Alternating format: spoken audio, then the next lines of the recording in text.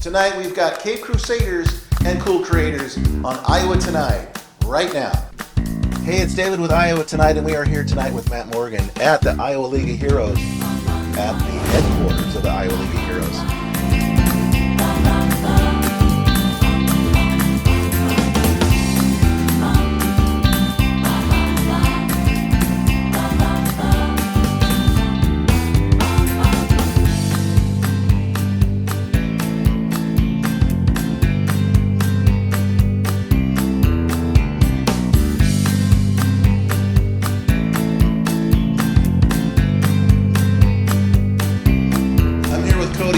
Hero Drum Works in the Des Moines area. And Cody, when I heard about the name Hero Drum Works, I got excited. And when I saw the pictures, I got even more excited. So if you could just tell me all about the Drum Works, how it got started, why you're doing it, and show me some of your cool drums. And I'm pretty excited because I love drums. Sure. So Hero Drum Works was started in 2019. Prior to that, I was a musician playing in local bands and that kind of thing. And so you're a drummer? I am a drummer. And one of the problems when I was a drummer is I couldn't ever find custom drums that fit the combination of attitude, quality, and price that really resonated with me, that I could afford, that had the look that I wanted, the sound that I wanted. So when I was in an opportunity to kind of figure out how to do it. I've always been kind of a person that likes to figure out how things work and like to build things. So prior to 2019, I built a couple drums for myself. That was cool. They sat there, I played them, didn't do anything with it. And in the fall of 2019, I decided to launch the LLC, get the website up and running, start putting content out there on social media, start really trying to interact with different artists and try to fill a void that I found in the market of offering a killer price point, killer quality, and drums that have attitude that you're not going to be afraid to take out and play, whether you're playing for 10,000 people, 100 people, 10 people at a barbecue. You know, want to give drums to real working musicians at a price point they can afford with a high level of quality. And so when you did your first custom drum set, that was for yourself? Correct. Do you still have that set? I do. It's in pieces because I'm actually in the long process of rebuilding it for myself now that my tastes have changed a little bit. Did you have to strip that set down to paint it completely, or did you just paint over it? Oh no. There's no just painting over. I do it the right way, so that means you got to go back to what nature gave us, back to bare wood, start as if it was, being built for the first time. Okay, I'm drooling over these snares, and so could you pick one up that was particularly difficult? This one, it's kind of got a cool look to it. It's got a flake lacquer finish. So a lot of drums out there in the market, if you go to Guitar Center or something like that, they're actually wrapped in a plastic type material. Yes. I don't do very much of that, only if a customer would request it. This is all hand painted. Quality materials, automotive grade paint. So when a customer reaches out to me, they're going to pick the species of wood, whether it's maple or oak or ash or birch or whatever. They're going to choose the dimensions for the drum. What's the diameter across the top? What's the depth top to bottom? They're going to choose different hardware options, all of these metal components around the outside. Nice. To fit not only their eye but their ear, as everything kind of has an impact on the overall sound. They're going to choose some of the moving parts, things like this that engage snare wires, to suit their tastes. So really it's a really hands-on experience for me and the customer that I'm kind of taking through the process. Usually I get a lot of feedback that they learn a lot about drums through the process. They're getting to choose options that they've never really thought about, and I'm kind of guiding them through this as I'm learning about them as a person and what type of music they're playing and where they're playing and what the style of their playing is. Do they play light? Do they play heavy? So you're saying you're not just customizing the paint, you're customizing the hardware. Absolutely. Yeah. So if you reach out to me and you say, hey, I want a custom snare or a custom drum kit, I'm gonna ask you a million questions right off the bat. I noticed the cool logo you got the badge here, you got it there, and I thought I saw a signature inside the drum. Correct. Yeah. So every drum gets signed and dated by myself as a kind of a maker's mark, a remnant, if you will, of when it was in the shop, when it was produced. So that'll never go away. If anybody sells this, beyond down the line, it'll always be a Hero Drum Works drum. Yeah. Okay, so what I'm thinking, I had a mismatched drum set a long time ago. Different colored this and that and the other thing. So has anybody come to you with a mismatched set and said, paint this like this? Yeah, I actually have one kind of right behind us over here that a guy sent me from New York. Really? And, up here in the rack. Okay, I'll get a shot of that. Yeah. Nice. So it was actually a kit that most of the parts he found on the curb. Somebody was going to trash them, and some of them he actually found elsewhere. And he sent them to me and said, hey, could we do something with this? And I said, yeah, we can do something with it. What do you want to do? And so we've been going back and forth for a couple months, a lot of ideas exchanged, and just waiting for him to pull the trigger on it. So I was going to ask you your farthest ship on a drum set. I think at this point I've shipped snares to all 50 states. Wow. I was just talking to somebody yesterday from Chile, South America. I've shipped snares to Canada, to Mexico. Nothing in Europe that I can quite remember off the top of my head yet, but maybe someday soon. I would imagine somebody who's a guitar player and has a pretty guitar might say, hey, I want you to match the guitar. I want you to match the bass. Absolutely. Or in the inverse of that, I do the drums, and then they say, hey, if we send you the guitar or we send you the bass, can you paint it to match the drums? So you've painted guitars as well to match your drums? We have. Nice. Yeah. Occasionally. Wow. That's not often, but it's happened. Okay. So if you are finished with the drum set and it's all done, has someone ever said to you, this is a tough question, it's not quite right, did you have to redo it? Have you had to redo a set? I've never had to redo a drum set or a custom drum order. I have had a couple instances in which I've had drums like this that were not for a custom order, that I've made, kind of pulled ideas out of my own mind. Yeah. And people have purchased them, and they said, it's not quite the sound I'm going for. I see. And in that instance, I stand behind my work, and the drumming community and drums in general is a very subjective medium. So you're not tuning drums to an A, a B, a C, a D. It's right. largely dependent on how you're playing, where you're playing, what type of heads you're putting on it. A lot of different inputs going into it, but not a lot of rules to be followed. It's very, very subjective. So in those instances, 2 instances out of hundreds of drums, I give guys a full refund. No worries. I want to be a company and just didn't work out. Just didn't, and that's fine. And then and again, to speak to the subjectivity of that, when I've gotten those drums back, I'm like, these sound perfect. And that's not to say that they're wrong and I'm right or anything like that. It's just, it's subjective, and I totally understand that. I think that's a kind of an unwritten rule of drumming, is that it's totally subjective, and it is totally open to, Yeah, someone could be a brilliant guitar player, but they don't fit the band. So how can people get a hold of you? So Facebook, Instagram, herodrumworks.com. You can submit an inquiry on there. Send me an email, cody@herodrumworks.com. That'll go straight to me.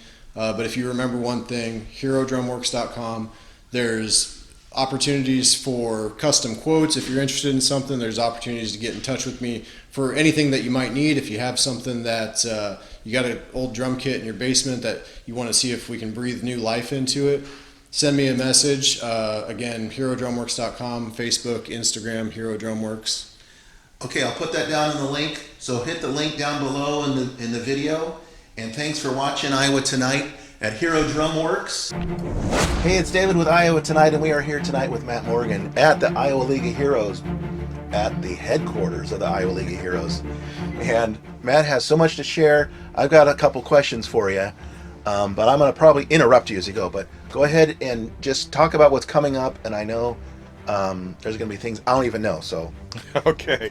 Well, we are excited to say that we are working on a very, very big project, and this is going to be our official headquarters. It's going to be a freestanding structure, about 1,200 square feet of space that we're working with. And this headquarters will contain a front office, a toy vault, an actual toy vault where should we have a visitor or two, they will be able to have the option of cranking a big giant vault handle and opening a big vault door and going in and picking out whatever toys they want from the toy vault. that is really fun. Oh my goodness, I'm so excited for it. We're going to have an ice cream bar. We're going to have a photo op area, a wall area. We'll have our own boardroom where the League superheroes will be able to meet with community partners and such and talk about different family situations and how we can help. And most importantly, and this is something that I haven't been very good at talking about at any other interview, so you're the very first person that I actually remember to talk about. And the most important issue, or the most important thing, aspect of this project is going to be the Hall of Heroes, which is going to be a memorial wall that's dedicated specifically for the kids that we have met who have lost their battle with their medical issue. And so they are going to have a spot, a big spot, where their names and their stories will be remembered as long as we're here. That is really good to hear. That is amazing. And tell me how long has League been around? And could you tell me I know there's about 100 awesome moments for you guys, yes, for you heroes at the League. And one of the things I'm excited about is I want to see the laser beam. I keep calling it the wrong thing. The bat signal. The bat signal. Yes. I was so impressed with that. So tell me, how did it start? Tell me about the bat signal. So the idea of the Iowa League of Heroes was established back in 2004, and we worked very hard behind the scenes to get the idea into fruition, to make it happen. And it was about 2012 where we went live. We started making in-person visits to children's hospitals and things like that. And it was 2013 when we started our Facebook page officially. We were very nervous about that. I don't know why, but we just didn't know, how it would be received, because, we're just superheroes, But since then, we've just been literally pounding the pavement and delivering a lot of wonderful memories. I have an experience with the Iowa League of Heroes. I was at a comic convention years ago, and I got to meet some of the heroes. Yeah. And I didn't even know they were the League of Heroes. And they were just there, and the costumes were great. And I think I had a short conversation with the Dark Knight and with the Amazon Warrior. and that was my first introduction to the League. So it's really fun for me to be here at the Batcave, at headquarters, Yes. talking to the administrator. Yeah. Now, how are things coming with the new building? How far along are we? Well, I have to say, what's exciting is that it's not just an idea anymore. We actually have a building in our possession, and we have to go through all of the regular stuff, insulation, heating and cooling. We want to make sure everything is handicap accessible. Restroom? I don't know if we'll have a restroom. We don't want people to be too comfortable there. No hot tub? No. Oh, for the heroes after a long day? That's right. That would be nice. Yes, it would. Yeah, so we do have a lot of work ahead of us. It's a complete renovation. So we definitely, everything that we do, you mentioned our superhero suits. And they are not your typical suits. They're very, very high end. A lot of them come from countries overseas. They're custom made. The Dark Knight suit I can speak of. It came from Australia.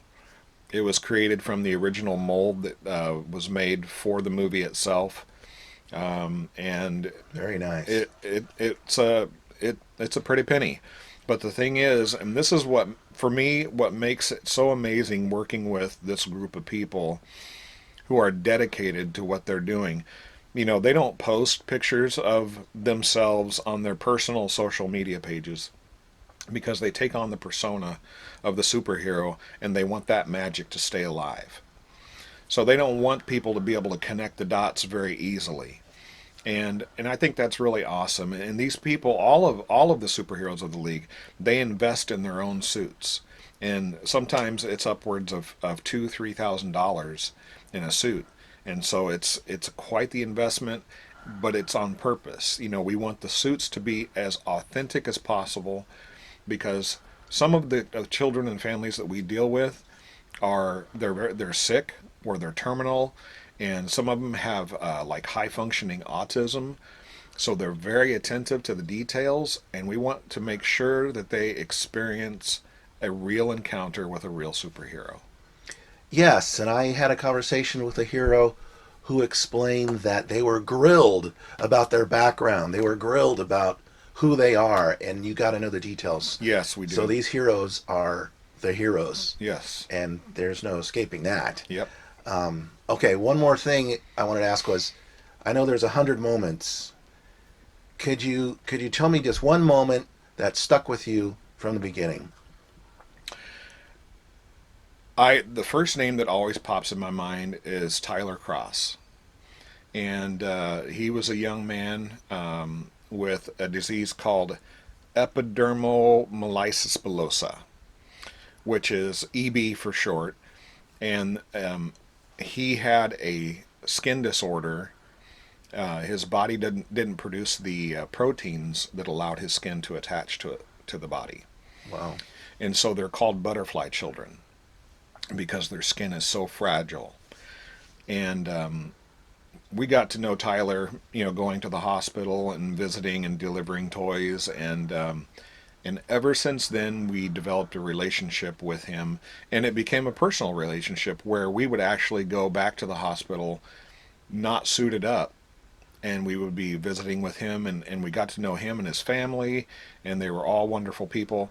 Tyler spent the last 2 years of his life in the hospital. And I was there the night before he passed away. And that was very, very tough. And but he, as an individual, was an amazing young man. And he always, no matter what he was dealing with, he always made sure that all the other kids on the pediatrics floor got involved in the ice cream social, or made sure that cookies were delivered to everybody. He played pranks on the nurses. He was a kid. And it was absolutely, it just opened my eyes to how amazing these kids are. Wow. Yeah, I can't imagine. I know one of the heroes, sorry, I'm going to tell a story, Yeah.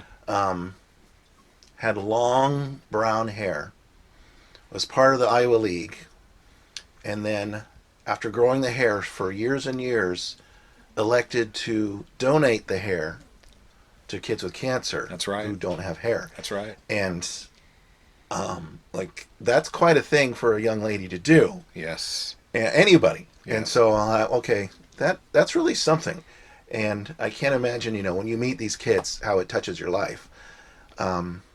Okay, so do you have anything on the horizon coming up this spring?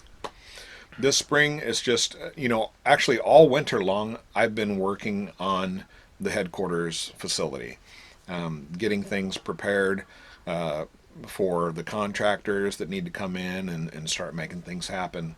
So this spring, I'm going to be laser focused on getting as much done as possible. I'm hoping that by the end of this year, we will have the project completed. And so as far as the headquarters goes, that's kind of my focus.